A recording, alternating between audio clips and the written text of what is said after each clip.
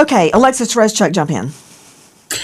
So it sounds like before the woman starts talking, the operator, everyone in the background is saying, "Is he dead? Nolan, wake the up." And so they are concerned about Nolan. They're saying, literally, is he dead? Nobody has ever, none of the kids on this boat have ever admitted that anybody said that they thought Nolan was dead on the boat. This is the first time that we are hearing this. What is the chance that this has been doctored in some way, Alexis Tereszchuk? Because circulating on the internet was a scene where another young man was face down being attacked on the sand. That was not Nolan Wells. That's not Nolan Wells. Repeat. So there are bottom feeders that are fabricating evidence and circulating it, and it is whipping up all sorts of hostility. But regarding this, have you listened to it independently of any transcription? I have listened to it. I've listened to it over and over, and I've listened to the audio where it's only the sound of the boy calling in and not the operator's voice. So the thing is, there have been a lot of false videos. People have said there was a video where Nolan was screaming, saying, "Give me my phone back." His friend says, "No, that's me in the video." There have been tons of AI generated videos and images and things, but this is the official audio from the organization. Okay, let's hear the audio to which you are referring. Listen.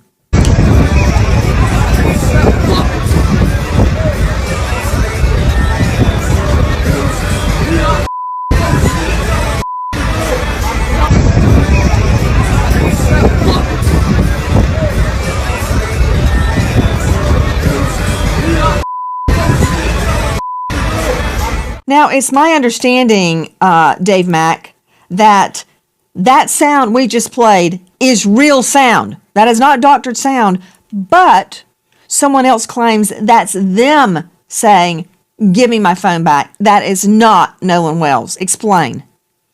Well, Nancy, what we have is some friends that were also out on the boat trip out to Horn Island that were with Nolan Wells and were friends with Nolan Wells. Claim that was him, that he was the one that was saying, "Give me my phone back," that it wasn't Nolan Wells. So we've got an identification from the person who says, "I was the one saying that. It wasn't Nolan Wells." And when you listen to the audio, Nancy, it does seem like it is not Nolan Wells saying, "Give me my phone back." It sounds like the guy claiming it. Guys, a lot of confusion surrounding the audio that has been released by the Mississippi Department of Marine Resources. This, as we are also learning about an offer made by the United Cajun Navy to Ben Crump, who is representing Nolan's family, to Todd Terrell joining us, the president of the Cajun Navy. Todd, thank you for being with us tonight. Todd, explain to me the offer that you guys made to Crump. Well, first of all, I want to make sure that I really am specific about the words I use because I don't want things taken out of context. Me personally, as president of the United Cajun Navy, made a call to Mr. Crump and offering him our services for dogs, cadaver dogs, and specific scent dogs. I never heard back from him. Our incident commander, Josh Gill, did speak to Liza Parks, I think he's one of his lead attorneys or whatever, and offered the services as well. The rumors about us talking to Mr. Crump, personally, I want to set the record straight. Nobody, myself, nor anyone from United Cajun Navy spoke personally to Mr. Crump. We did reach out and make an offer, but we did not hear back from him. Okay. Much has been made of the offer to, was it cadaver dogs, scent dogs, or both, Todd? It was both. It was cadaver dogs and specific scent dogs.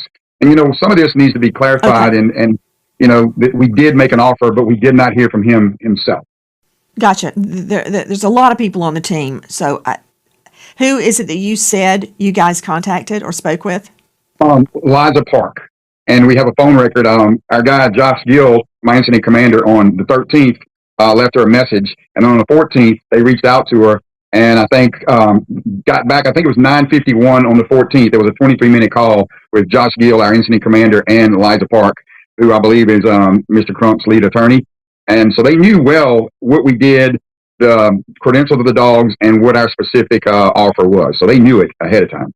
To Marie Pereira joining us, a veteran criminal defense attorney. She is also a domestic violence expert and a registered nurse to boot. Marie, thank you for being with us tonight. Here's the deal. A lot has been made that Nolan Wells' family turned down an offer to have the boat searched with cadaver dogs, which, if they had hit on the boat, would suggest a dead body had been on the boat. Here is the fly in the ointment. It's not their boat. They can't give authority or permission or privilege for anybody to get on that boat and search the boat. So the fact that Crump's team didn't call back means nothing. They were not authorized to give authority or privilege or permission for anybody to board that boat, much less a cadaver dog or a scent dog. You nailed it. And it's not his job or anybody else's to do what the police need to be investigating. You know, in any criminal investigation, the first thing you do is get all the parties, all of them, and you separate them, and you question them separately. You give them a waiver of their rights. They read it, they sign it, you read it out loud to them, you get all this on video, and you ask each one separately what happened before they have a chance to get together and talk. I'm not saying the friends are guilty. I'm not saying they're innocent. What I am saying is that would have been proper police procedure. For all we know, it did happen. It doesn't sound like it happened, but for all we know, it may have happened. The next thing you do is you ask them, would they willingly take a polygraph? Now, you and I, Marie Pereira, know that in a criminal case, polygraphs are not allowed into evidence unless they are stipulated, agreed to, before the polygraph is taken. It's the only way they come in. Now, in civil cases, they're allowed in. Think of O.J. Simpson. Didn't come in the criminal case, did come in the civil case, and P.S., he flunked it. That said, that's what you do. You separate them, you talk to them, you record it, you get their waiver of rights, you read their rights out loud on video, then you talk to them. Not hard. Next thing, you bring cadaver dogs and scent dogs on that boat. Now, scent dogs are going to hit on the boat anyway because they state Nolan was on the boat. So they're going to pick up Nolan's scent on that boat. Cadaver dog, whole nother story. And another thing, I would get a search warrant for it. You may not need a search warrant because a moving vehicle, as you know, Marie Pereira, under U.S. v. Carroll, that was a case that goes all the way back to moonshine days, bootleggers. If it's exigent circumstances, in other words, the evidence could leave. In that case, it was a car that was weighted down in the back. And the prohibitionists thought there was moonshine in it, and there was, and they stopped the car because the evidence would have been gotten rid of. Same thing with the boat. You may not even need a search warrant, but you could get one. That said, that should have been done day one. To Todd Terrell, President Cajun Navy, you guys have at your access scent dogs and cadaver dogs. Do you believe, Todd, that any evidence of a body on that boat would still be detectable, even now? Not speaking specifically in this case, but in past cases, we've had dogs detect body, blood and smell months and even years later. Our biggest thing was, you got to eat this elephant one piece at a time. And if no one thought there was anything on that boat, they should be willing to allow dogs to go on the boat. So for us, it's a matter of just, it's another tool. It's a tool to use. Dogs aren't 100%, but these dogs are pretty damn close to it. Joining me now is Elliot Connie out of Arlington, Texas, psychotherapist. He's author of Change Your Questions, Change Your Future. He's president and founder of the Solution Focused Universe. He's a star of Family Therapy Podcast and upcoming The Elliot Connie Show. Elliot, thank you for being with us. Thanks for having me. Both sides are so ready to jump on each other. I'm guessing, I don't know what Crump's thinking, but he did not have authority to release that boat. It's not his boat. That's like me telling you, Elliot, sure, go ahead, search Dave Mack's house. I don't care. You've got my permission. That's not my house. I can't give permission for you to go search it. So it's really simple. That's absolutely right. It's really simple.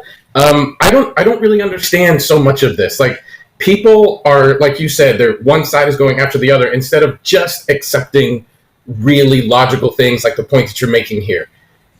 Like, the family does not have the right to tell the other family what they can and cannot do with the boat, and other people are using that as evidence that there's something somehow wrong with what the family is saying, when all they really want is justice. And justice is the pursuit of truth, and it just seems to be triggering people in such an odd way that I, quite frankly, don't understand. Guys, I want to circle back not only to the beginning of that MR, Mississippi Department Marine Research call. I want you to hear more, a different segment of that SEATOW, that's SEATOW call. Listen. Right, looks like you're on Horn Island, correct? Are you Yes, on we are Horn at Horn Island? Island. Yes. All right, is the boat sinking or you have it aground? We were sinking, yes. Is it aground is the question? No, we're not aground. We are in Okay. 17 foot of water. We're in 31 foot of water. All right, have to ask. What do you want to do? Do you want to be towed back?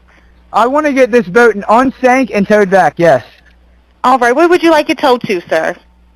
You can tow it to Ocean Springs Harbor, or Fort Bayou Launch. You know, it just struck me. He's got reception. Why is everybody saying you can't make calls and you can't take pictures because there's no reception? He's out in the middle of the water at those coordinates and he's got reception. Remember that? Remember that, Alexis Tereszczuk, Crime Stories investigative reporter? We were told at the beginning that items were not deleted off Nolan Wells' phone, but he wasn't posting because there wasn't reception. But they're out in the middle of the water and they've got reception. They do. He has really good reception, and you can hear it clearly throughout this call. But the stories maybe have changed a few times. First, it was he didn't have any reception. The other was, oh, nobody took their phones on the island because you had to wade through some water to get to it. And they even said, well, this is salt water, not fresh water, as if that matters to your phone when you drop it into it. But there are videos from the island. There are even some of his friends are in videos from the island. So people clearly had their phone. And the other friend was arguing. When we were talking about the videos that people worry about that have said that it was him, his friend was seen in the video screaming, "Give me back my phone." The phones were there. Other kids had their phones. Okay, but before I discount claims that Nolan did not have reception, I don't know what carrier he had. Maybe he didn't have reception. My point is, why everybody's screaming to shut this investigation down, I don't know, because these are very rudimentary facts that we don't have the answers to. He is talking about the boat taking on water. We are sinking. Come and get us. I want this boat unsank and towed back. But, interesting, we learn that very boat took multiple trips later that very same night. So first, at 9:56 a.m., the boat leaves the original dock. It arrives at Horn Island at 11:14. So at around 4 o'clock, there is a call to the Coast Guard about the boat. NBC News got a hold of it. We're sinking. Can you all please come? And is everybody on board in good health otherwise? Yeah, everybody's on board. Everybody's on board. So does that mean Nolan is on there? Who was on that boat? At 4:31, the boat leaves Horn Island and it is towed approximately 3 miles, and then the tow ends. So after 3 miles, they go back to the original dock, okay? They arrive at 5:44 p.m. So it looks like this is where Horn Island is, and this is where the original dock is that I am referring to. I looked it up, and El Camino Real Road is in Gulf Hills, Mississippi, which is right above Ocean Springs. So I'm wondering if this is the house where they got the phone. Now, the boat travels to Fort Bayou. At 6:06, the boat returns to the original dock. Then, from the original dock, the boat goes back to Fort Bayou, and then they go to the boat launch, and it is put onto the trailer and moved by the vehicle. Did they drop people off at the original dock, travel to Fort Bayou, pick somebody up, and go back to that original dock? And then, from there, why was there an hour and 13-minute time gap? This boat was sinking hours before, and then they're just having it docked for an hour and 13 minutes. You would think they'd want to get that boat out of the water ASAP. That's from the Real TikTok Detective and from NBC. So It doesn't sound to me, Dave Mack, that the boat was sinking, because they're going all over in the boat. So if the boat's not sinking, why the sea tow call? Why the distress call? Yeah, Nancy, the one thing you have to remember on that first sea tow call, you hear them saying, we're in 30 feet of water, we're sinking, we need to be unsank and towed. But if you follow along with that communication, the sea tow company reaches out to a local captain nearby and says, hey, we've got a boat, can you go take a look? And the captain nearest to the boat says, hey, I just got a call from the owner of that boat. He says they've resolved the problem and don't need us anymore. So, and this happened during the course of 10 minutes, Nancy. So they're calling for help and then not calling for help. So something was definitely... Joining us tonight, Todd Shipley, digital cyber crime expert, former Detective Sergeant Reno, 25 years in law enforcement, and author of Surviving a Cyber Attack, and author of Investigating Internet Crimes, Solving Crimes in Cyberspace. You can find Todd at darkintel.info. Todd, how can I tell if this is real? It was supposedly originally gotten from the government agency that supplied it.